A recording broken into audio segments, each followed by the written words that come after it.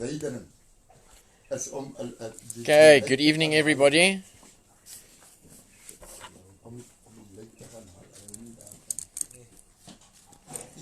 Good evening, good morning, good afternoon, to whatever time of the day this reaches you. Welcome to our people that are live this evening. We'll just wait for our regulars and a couple of new names and added people that we've been seeing come on.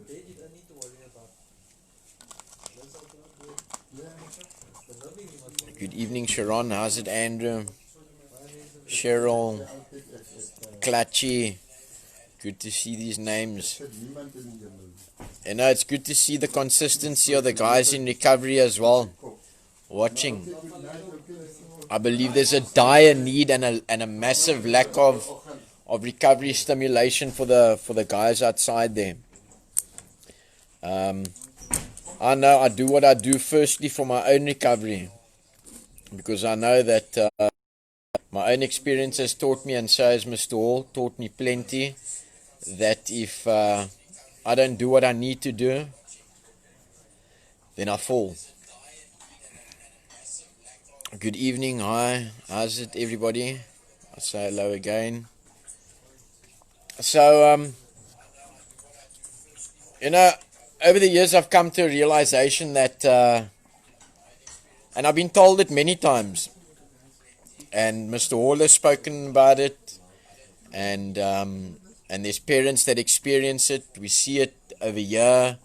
We hear about it on phone calls, and there's a couple of topics maybe that I wanna bring up tonight, but one of them is enabling, and I'm sitting here tonight because RAEL stands for Recovering Addicts Empowering Lives, not not recovering addicts enabling lives.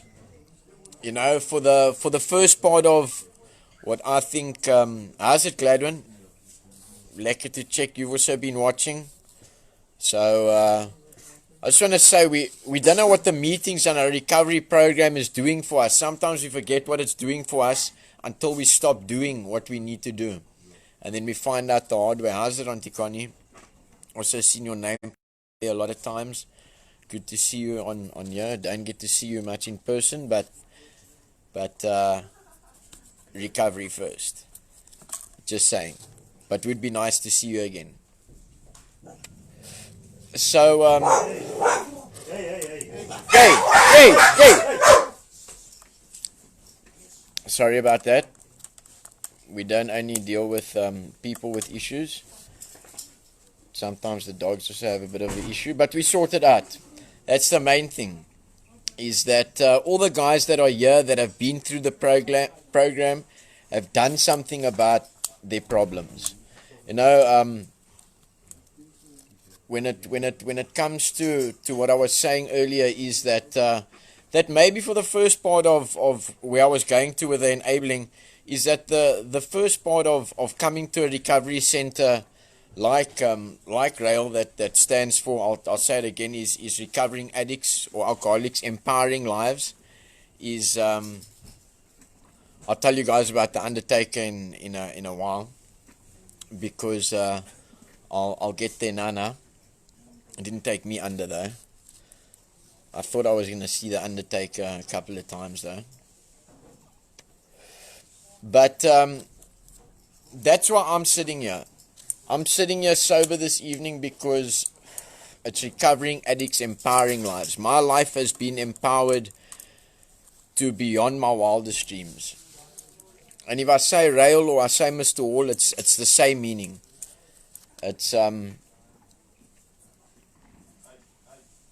It's basically one word.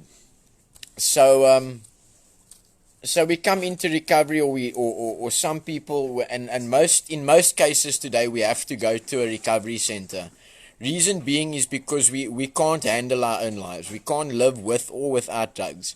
We're sick and tired of being sick and tired, and so on. And what happens is we come into a recovery center, and all we need to do first is get our routine in order, and that is usually normal sleeping patterns, eating more or less the same time of day, not exactly like ritualistically at exactly the same time of day, because if we do that, then you're going to freak out when you're on the outside there and you don't eat at on the dot 1 o'clock, or on the dot whatever. And what we try and do is we first, the first part of the program is equipping the guys and getting them physically sort of used to the way survival and normal life just works. Then we obviously get to know different characters better, because we're all different, but we're all the same. We all have the same needs, but some of us need a bit more love and prayer and attention than others. But we all have needs and wants. And the first, in the beginning part of the program, we wouldn't get spoon fed, but we'll be shown. The message would be carried to us of what we need to do. For example, devotions and being on time management, and the different life skills programs that we run, and the sort of light duty things that we do during the day. Just giving a person a little bit of each thing that life needs to be able to be lived productively on the outside of a rehab. And that's why I started off saying that it's good to see the guys watching, because I know for myself, I firstly do what I do for my own recovery, because I believe that there's a massive lack of stimulation for recovering addicts outside there. There's complacency, there's a lack of drive. People are money driven, people are success driven, and a job and a car and a house in recovery doesn't equal success. A lot of money in recovery doesn't equal success. Serenity and all the fruits of the spirit, as some of us call it, and the rewards of sobriety, you always weigh something up by the fruits that are coming from it. Because if you plant an apple tree and you're getting no apples, then you can't be watering it properly, or something that you're doing is not right. And the same if you're in recovery. The fruits of recovery is the promises that we read about, and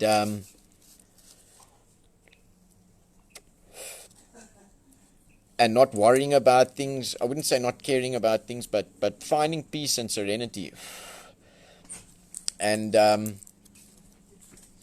so, we go through life either chasing the times we knew before recovery, or what a massive thing that we deal with in a recovery center is I don't want to call it the blame game, but just like a show that we watch sometimes on addiction, which we watch quite often, and there's what we've picked up in those shows obviously as well is that it's a show from the other side of the world, but it's still addiction, and in the sort of breaks of where it tells the person's story, it's always like A was molested when he was young, or A lost his grandmother when he was this and that. But I didn't know that certain things, when I picked up the drug, I couldn't pick up the drug and say I'm drugging because this and this happened. I was drugging because it made me feel good at the time, and then it started making me feel shit. And then, like I said earlier, getting to a point of not being able to live without it. And to people that just watch, or people that just share, or people that don't know an addict, which is very rare today, because everyone knows an addict, or knows someone that knows someone that knows an addict. And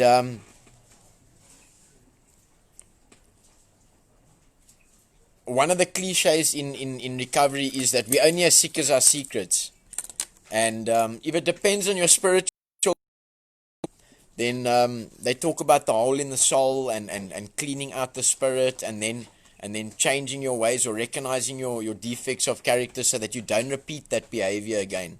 If one of your defects of character is jealousy, when you are jealous, you get taught how to react and how to process it in a different way so that you don't repeat the same behavior that follows the jealousy, or the same behavior that follows the abandonment, or the same behavior that follows after being rejected. And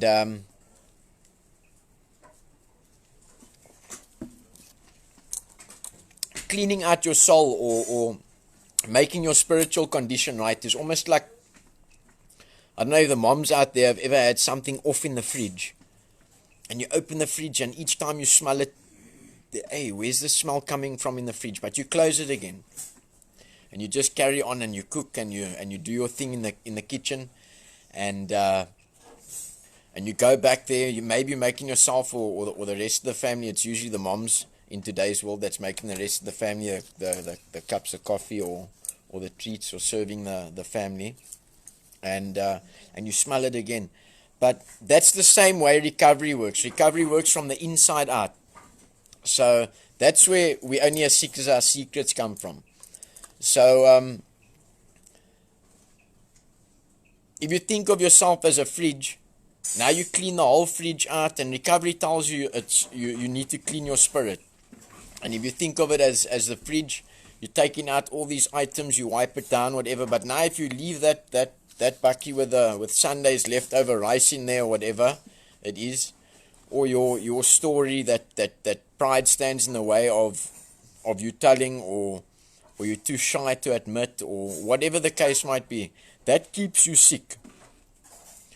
That is where the freedom comes from. The freedom comes from inside. Freedom doesn't mean not being in a rehab and being able to do what you want to do and all of that, because the chains of addiction, the locks of it is in the inside. And the only way that you break those chains is through your spiritual condition. And like we say all the time, that non-addicts have got the privilege of holding resentments. Non-addicts have got the privilege sometimes of having the character defect of lust or envy or sloth or whatever the case might be. But we all suffer from them. But addicts in specific are sensitive to them. So, to the parents out there of the younger kids, I just want to remind you that education is like maybe if I was educated a bit better and there was a bit more recovery stimulation and a bit more people carrying the message in when I was a lot younger, then because I was a lot younger when I started drugs and catching on nonsense, then maybe the outcome would have been different. But the way it's going today is that every second child in a household usually suffers from addiction. And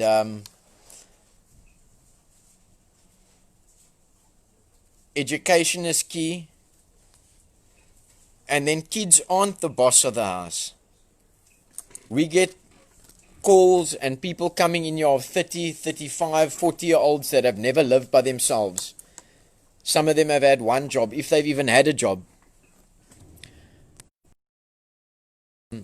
Some have never worked. Or some of them have been doing what most people call ladies of the night. But let me tell you, parents, you need to test your kids. Drug testing should be a normal thing in today's world. If you drug test your kids, you know where you stand. It's not a thing of insecurity or whatever. Parents need to take their houses back and take ownership of their house. That's just maybe a bit of advice or something to try, or because most parents phone us when you ask them what is your son on. No, I think dacha. We say, hey ma'am, it's your house. He's laying on your couch. Because remember, there's a park bench in your mother's house and there's a park bench on the streets as well.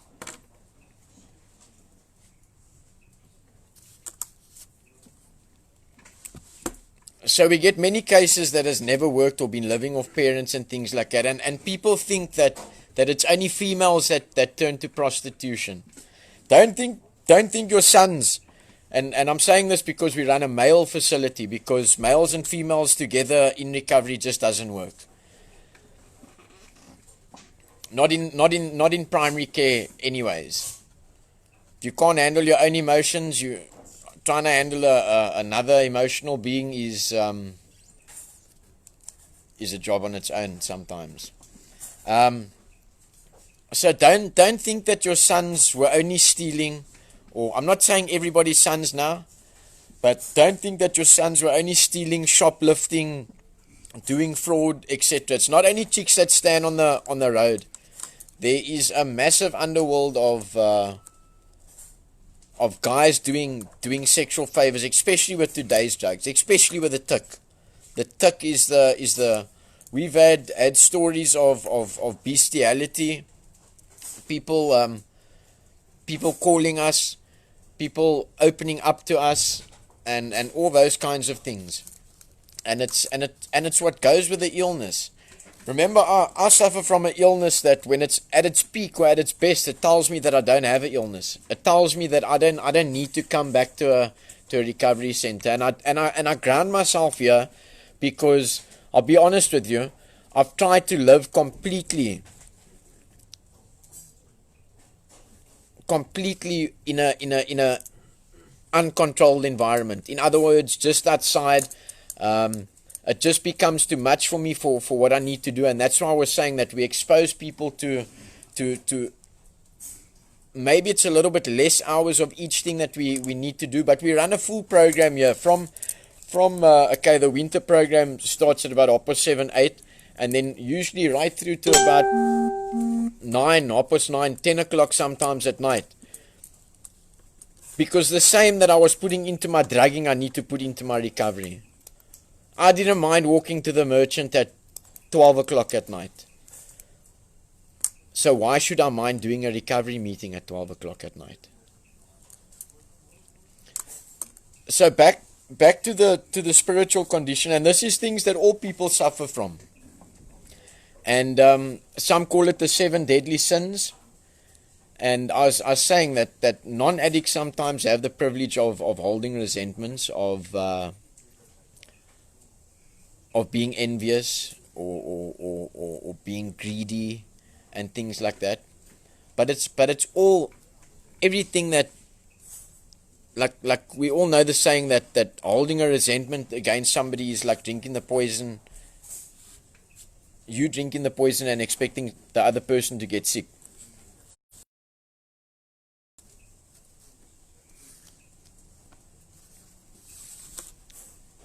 So some of them is one of the first ones is pride, and that is the offspring of that, and maybe the, I don't know if I must call them normal people or just people that aren't addicts. All human beings have these, but addicts especially are sensitive to these seven deadly sins, as they call it, because we need to keep our spiritual condition up. And the one at the top of the list is pride, and from that comes perfectionism, stubbornness, isolation sometimes, because you either think you're better than the next person, or you want to compete with the next person, or you don't want to admit. It's basically almost the opposite of humility in some cases as well, and you need humility to recover. You need to be able to ask questions and things if you need help. Pride is also one of the offsprings of that, is bragging and being a bad loser. And these are the things, when you take your own inventory, that you should notice about yourself when you are honest with yourself. We always read about honesty and the importance of it in recovery. I'm drinking out of a Coke bottle tonight because just in case somebody's in the mood to talk nonsense. Okay, and then there's another one is anger, and from that stems resentfulness, fighting with self and others, grumpiness, self-pity, and aggressiveness. I'm just going to go through them very quickly. Lust is, and maybe you notice this in yourself, and maybe you're not picking up the drug, but that's why we say a drug is only a result of the problem. These are the things that we, or some of the things that we work on when we get into recovery. It's lust is the third one. It's pornography, telling a lot of dirty jokes, sexual fantasies, and preoccupation with sex. Greed is stinginess. Remember, it's a selfish, self-centered disease. And it tells you that you don't have it. And that you don't need meetings. And that you can rather stay in bed instead of going to a meeting. That's why it's so lekker to see the oaks watching this. Because maybe in today's world, this is an easier way of carrying the message. So if you're going to be addicted to your phone or I don't know if anybody suffers from hearing a ping from their phone and then they have to, like, you start obsessing to check who or what it is.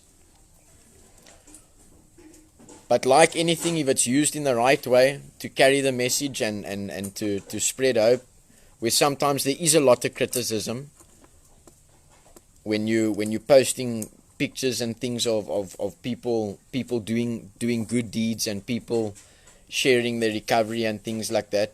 You'll always get those oaks that are saying that you're bragging what you're doing. But in the meantime, you're just trying to show people that sometimes you get people that don't think that there's any more good people left in the world. Greed is stinginess, selfishness, slow in paying debts. And this is what human beings suffer from. But addicts especially are super sensitive to it. Cheating and stealing. Gluttony is overeating, gulping food down, bad table manners, eating disorders, preoccupation with food. And that's usually the first thing that comes after. I don't know if any of the recovering addicts out there can identify with it. The oaks in recovery. The first week or two, or sometimes up to 2 months, the first thing after is trying to fill yourself with food and whatever you can get in and things like that.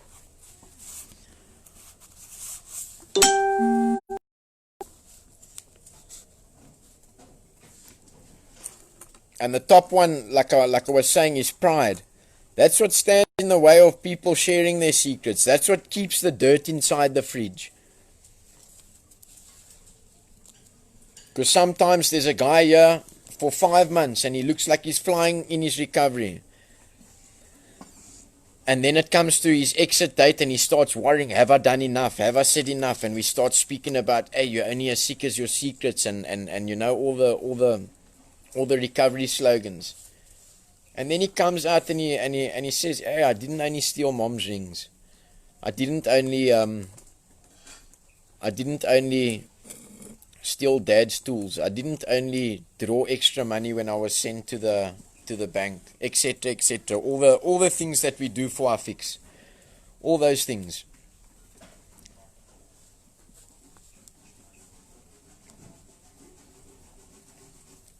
I've been offered the situation or been in a situation once when I don't know how it happened exactly, but a friend of mine was doing favors for a male undertaker, which is quite funny, and I was all paranoid and freaked out because I'm like, well, undertaker and whatever, that's his job, and this oak that took me there, supposed to be a friend of mine, was obviously told this oak that's a pedophile, and told him that obviously told him like, hey, I got a friend, maybe you smoke him as well or whatever, and luckily the situation didn't go as far for me as what it did for many other people, which doesn't make me a better or worse addict, because possibly if I was in a much more desperate situation, or if my way of survival wasn't housebreaking and stealing and manipulation,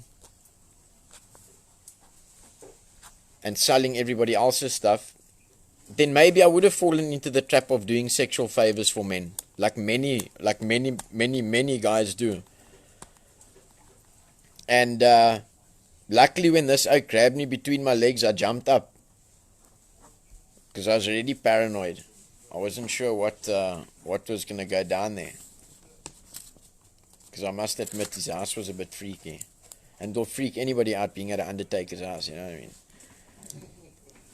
And yeah, so on occasions, you know, by God's grace, I've never stood at the robots or outside shops begging, but it doesn't make me a better addict, because I lived on the streets, and to be honest with you, it's the top one that stood in the way.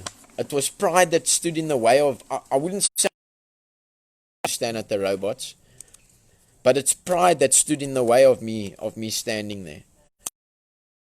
I would rather, instead of going door to door and asking people for money or for food or for help, I would rather look over their wall to see what was in their yard, what I could steal.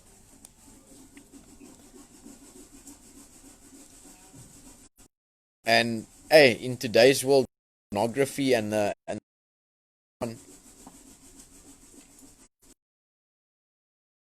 must even check their kids' internet history.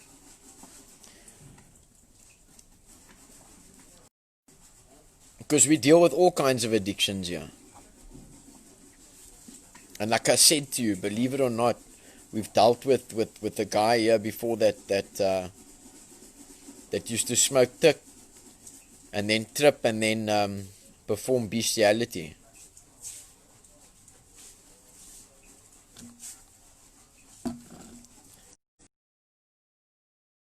Okay, so we've been through gluttony,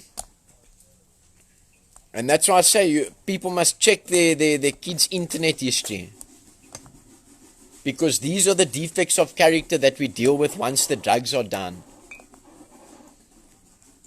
and not handling them correctly is what leads to relapse, and among other things. Okay, so then there's envious. I always say to the guys that at 21 I was so arrogant I didn't envy anybody. I don't know if that will make sense to all, but enjoying others' downfall. In other words, I thought I was so high up there, and the shit, if you want to call it that I didn't even notice anybody.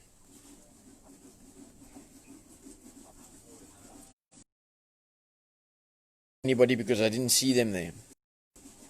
Arrogance to the highest. The world humbled me. Enjoying others' downfall, hating others' success, bad-mouthing others, gossiping. Oof. I'm not being sexist here, but not only addicts suffer from that. Persecuting others. And then a massive one, I think. This is the 7th one. I think this should actually be the first one, especially for people in recovery. Is procrastination?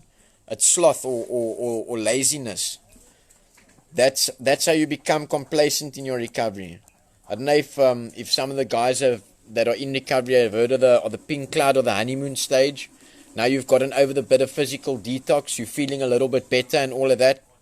And then what happens is you've got this new energy. You're hungry for recovery because you're feeling good and all of that, and you're working hard. You're reading your recovery. You're doing what you need to do for your life skills. You're putting in extra for your devotions. You're carrying the message. You're going the extra mile all the time concerning work and helping others and listening to others and all of that. But then we become complacent. Then we start sleeping that 5 minutes extra later. We start procrastinating about things. We start saying, now I'm going to do this now. Or we start making plans and and planning things that never materialize. Pardon.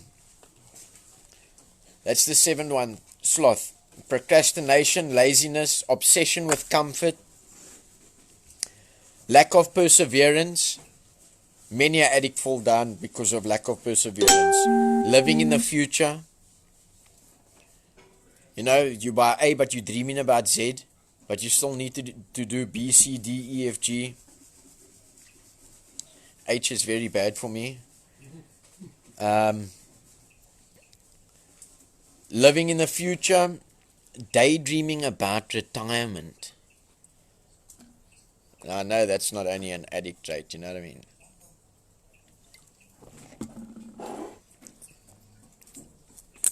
So what I'm trying to say is that everybody suffers from these things. And we can change it. But I think that,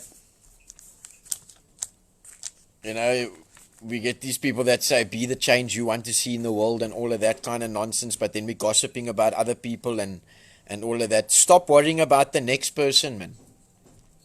Take responsibility for your own life and your own recovery. Mothers, and I love them, but I don't love or like to see them being hurt and abused and misused and things like that. I don't like to see them in a corner where they've got no other way to turn and they try and help survive and support as best they can, and it turns to enabling. Parents, the apron strings.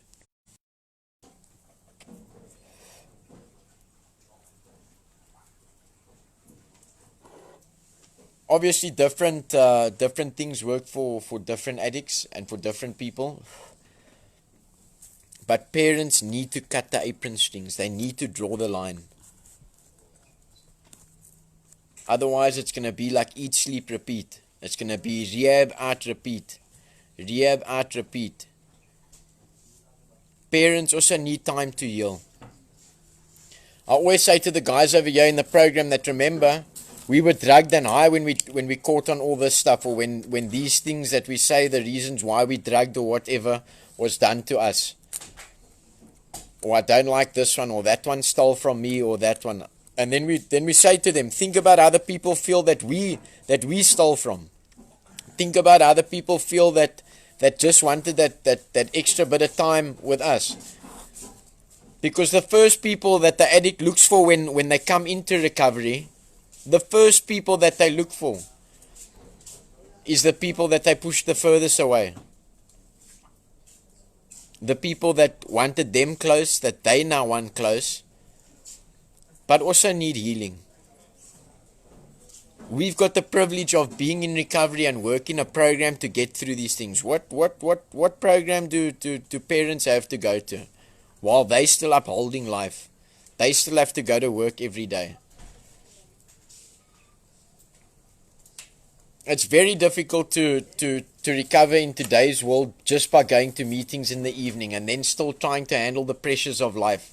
Waking up in the morning, sorting kids out if you have kids, or sorting the house out, or working a full day's job and all the stresses that go with it, putting food on the table, paying rent, etc., etc., etc. We come to rehab, and that's why I said we don't enable, we empower. We teach you how to live again. And once the scale is sort of balancing, and you're being on time, and you're getting the outward things right, and your morals and values are coming right and all of that, and maybe you can handle a little bit more than 3 hours activity a day. Because remember, it's a full day's work outside there. Then you still need a recovery meeting. In the first 2 years, my recommendation is a meeting a night, at least. And I found when I couldn't uphold a meeting a night,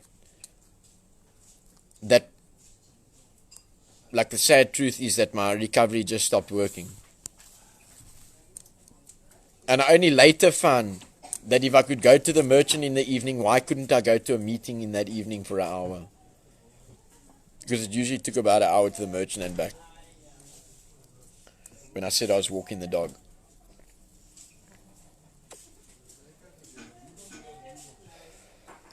Sometimes it took a little bit longer if I had to lie or manipulate, or we come up with all these cons. Now I need bus fare to go for this job interview. You know, parents, all these things that we come up with.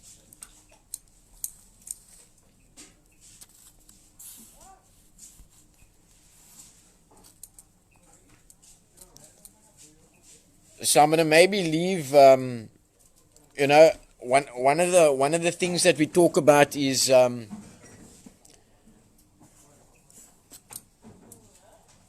we couldn't beat recovery by ourselves. So we come into recovery and we have to because addiction has beaten us before, because it's stronger than us when we're not strong, because it's broken us down and we don't know what to do.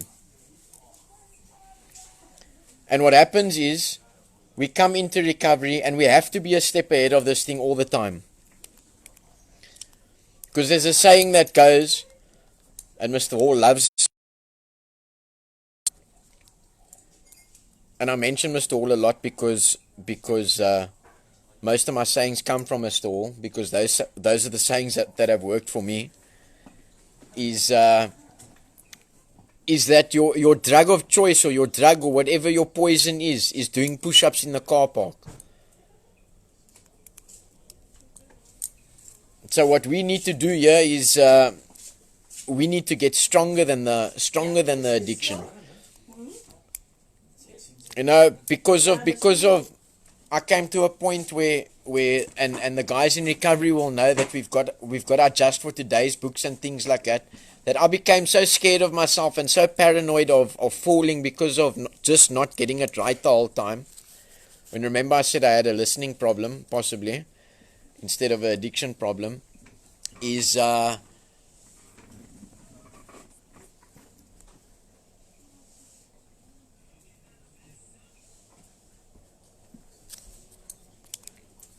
that I wasn't always willing to try these things until they happened to me.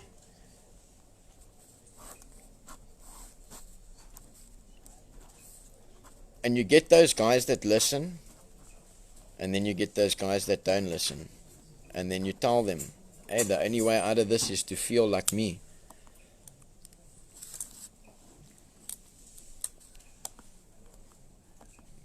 And coming back to the Just for Today, I was so paranoid and scared of myself at a stage, and because I fell so many times, is that I read tomorrow's Just for Today, just to try and be a step ahead of this addiction the whole time.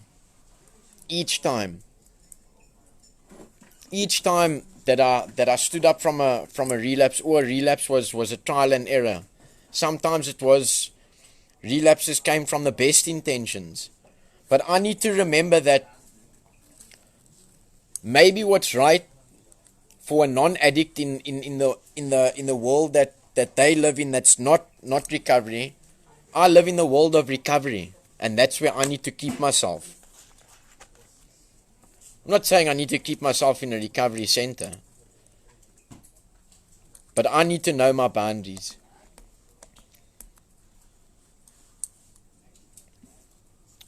It's not anybody else's responsibility to hide booze away, or to not invite me to a party, or invite me to a party and then not drink or whatever.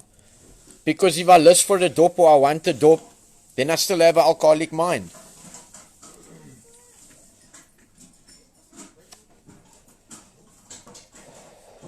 Then I haven't lost the desire.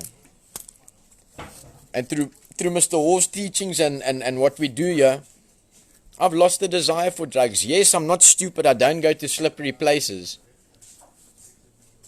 I'm not going to go to a pub to play a game of pool.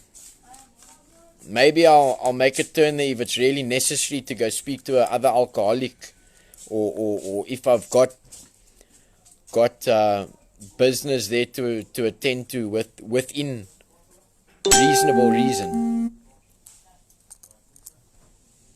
But if I don't drink, then why am I going to go drink a Coke in the public? That's being stupid. Some people are in recovery for 3 months and then they want to go pull their friends out of the crack houses or lolly lounges. I'm not allowed to swear on you, Mr. Hall.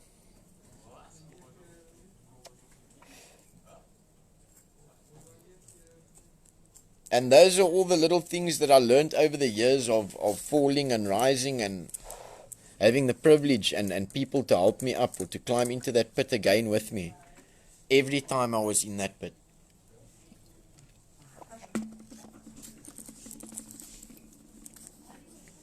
And that's why my sobriety that I've got now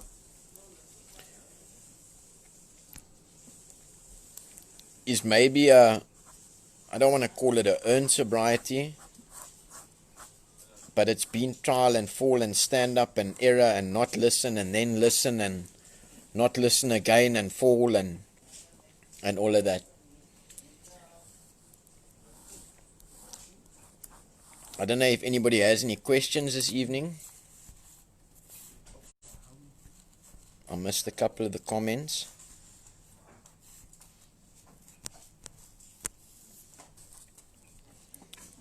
But I just want to say again that that we are getting a good response from these meetings. Because there aren't any meetings at the moment. There aren't any support groups. There's terrible calls coming in.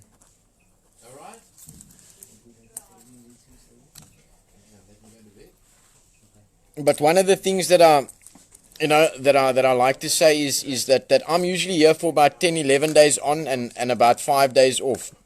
And I'm not only in recovery while I'm here. I'm in recovery when I go home as well. I don't know if some of you guys seen or some people just happen to know when I'm in the area or not on the farm. And because there's no meetings, I'm still in recovery there. I still have to wake up in the morning and do what I need to do, whether I'm on the farm or not. The farm only equips me for recovery, but it can't give me my recovery. I'm responsible for my own recovery. So I still do the recovery meetings when I'm not on the farm. I still join in. I still have a support system. When I want to make a decision or I've got something on my mind, I've still got my support network that I need to chat to. And I think one of the main things that I want to point out tonight is to parents and loved ones is the relationships with your kids. First of all, you are the boss of the house, and second of all, try to get to know your kids and what they're doing. If you need to drug test them, you shouldn't be paranoid. Like I say, prevention is better than cure. So I'm going to give it over to Mr. Hall tonight, or now, sorry. And then thank you all for watching. Please remember to share so that we can share our experience, strength and hope, as they call it. And if I can recover life as much as what I hated it, as much as what I asked God in the mornings, please God, why did you let me wake up again? If I can spend Father's Day around the table with my family in a place where they don't need to hide their wallets and cell phones and everything else of value, or watch me when I go to the bathroom, which wasn't like that a couple of years ago. If that can happen to me, it can happen to you as well. Thank you very much. Here's Mr. Hall. Love you all lots. Please share. And we'll see you all tomorrow night. Here's Mr. Hall. No, 6. 2014. Hi, good evening. I've been listening to Kurt and what's it, how's it, Marius?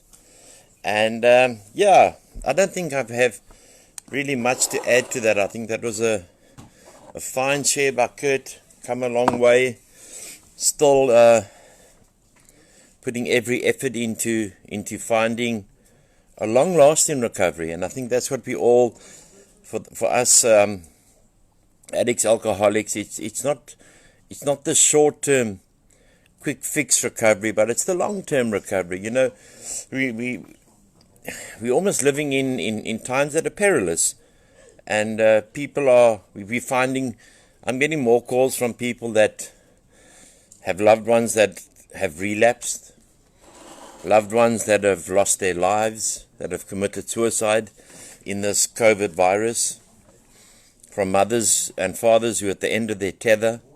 So it's a very difficult situation if your sobriety isn't solid, and we don't look after our sobriety. Our country, you know, probably all around the world is in turmoil, and we need to look after our children, and we need to look after each other, and we need to form a bond that is strong and non-judgmental. Just to basically put into perspective, you know, my day, I got divorced today, and now for me it's the start of a new chapter. It's not in the old days you go get divorced, where I've been before, go out and drink and feel sorry for yourself and that. But now the new chapter has to start, and we go into a new world, and we start taking up new challenges, etc. You know, I'm not going to lie down and say, okay, well, this is the end of the world. That's what I did when I was in prison and when I was on the streets of this country. Just two things I want to mention. Kurt spoke about our young boys and young men, and sometimes men over 40s. We had a meeting here. We have an evening meeting every evening, and sometimes we have it in the daytime. But we have a lot of meetings. You know, we have more meetings than the cabinet. And the websites that are going around where the addicts can go onto the website, meet men. And I've spoken to all the guys who come in here who have done it, and it's not judgmental. They did what they deemed necessary to get their next fix. And it's 99% married men, and it's so sad. It's taking advantage of the most vulnerable, of the addict that needs the fix. And you know, no one really talks about this. They want to keep that in the closet and say that doesn't happen. Let me tell you, it happens more than you'll ever realize. We had a meeting here a while ago, about maybe a year ago. There were 23 people in that meeting, and 18 had sexual relations with a man, and they weren't gay, just for their next fix. And that's the sadness that we're living with. But it's the truth. And the second point that I want to raise is obviously Kurt is a shining star. He's been with me 6 years. You know, he took a bit of time off and he's come back, and I can feel the difference when Kurt isn't here managing the place. It gives me a bit of a chance to do other things, concentrate more on the RAEL outside of the rehab, and he's an absolute star in this place. You know, he's come so far, and I will, if he wants me to, I will mentor him till I die or he dies. But as long as we stay close to each other, look after each other, and it doesn't mean that we agree with everything with each other. If we disagree with each other, then we disagree, and we have a good old chat, and as adults, and we move on. We can't afford to sulk. We can't afford self-pity. We can't afford resentment. Kurt went through all of them, and that's what I enjoy about Kurt, that we can sit down and we can chat and we can find a solution. And for any of you who enjoy spare ribs, let me tell you, this chef, who's chef for some famous people, you know, I'm not really into famous people, but like so-called famous people, if you eat Kurt's food, hey, you're going to take him home and want him to be your butler. This man is amazing, and I'm saying that this man is the most amazing chef I have ever come across. Just the best. Spare ribs is his speciality. So if you want to be nice to Kurt, then you invite him for supper and he'll bring the spare ribs. Let me just see if there's any messages here. And then the last thing I would like to say, there are 3 people in I've been over 30 odd years in this game, so I know a bit about it. 3 people that have come through RAEL who are addicted to heroin, who have so far made it so well. The one is Kurt, the manager. Another one is Freddie Cass. He's 6 years sober. And then tomorrow, the big one. And it'll be so beautiful. Hi, Henning. Hi, Joel. It'll be so beautiful to wish him tomorrow. Because Graham van Rensburg celebrates 5 years sober from heroin tomorrow. Came off the streets, came into RAEL with a toothbrush and 1 or 2 pairs of clothes. And tomorrow is 5 years sober. He runs the panel shop. He's a qualified panel beater. He got qualified while he was on the farm, and he went out to a panel beater, and he got to start his diploma, and he's qualified today. He runs the panel shop on the farm, so if you need anything done in your cars, he can organize it. And what a journey I've walked with this young man. Probably the son I didn't have, both of them and Kurt, they have stuck with me the longest. Through all it, through the good times, some very sad times, and some like really, really good times. And these 2 men have stuck with me, and it's mainly Graham because he's younger. And you know, when we're younger, we think we know everything, because that's why we call him Graham the Great. And he does know most things. You know, he came out before Google. And it's amazing what he's achieved. He'll be sharing tomorrow on his full life story, on what this young man has achieved. So, you know, tonight I just want to dedicate this obviously to Kurt, my manager, who knows that I love him tremendously, and to another man that I love, Graham van Rensburg, who stayed here for 5 years. He's still here. He continues to work here. You know, he's just had his girlfriend's just had a baby when he goes away every 2 weeks. And it's just something that no money can buy that. If you want recovery, you will find recovery. I saw somewhere earlier there was a question of how do you break the chains? You break the chains in a family by putting in the boundaries. Listen, my child, this is my rules. This is my home. I love you. When you drunk or gerook, I don't like you. But this is what we're going to do. You don't necessarily have to take the person to a rehabilitation center. They can go to AA, NA, whatever. I don't even know if they're open at the moment. But without putting the boundaries in, you're just keeping the door open. And if you don't close the door, we know what happens. The wind comes through. And what kind of wind comes through? It's the drugs, it's the alcohol, it's the pornography, it's the gambling. It's all those kind of different winds, evil winds, that is going to break your child. There's a saying that goes in addiction recovery: spare my feelings, save my life. We can either watch our children die in front of us, or they can go to the park bench and they can go die on the park bench. It's the boundaries we must put in. When we say this is going to happen in my home, I am not going to do this.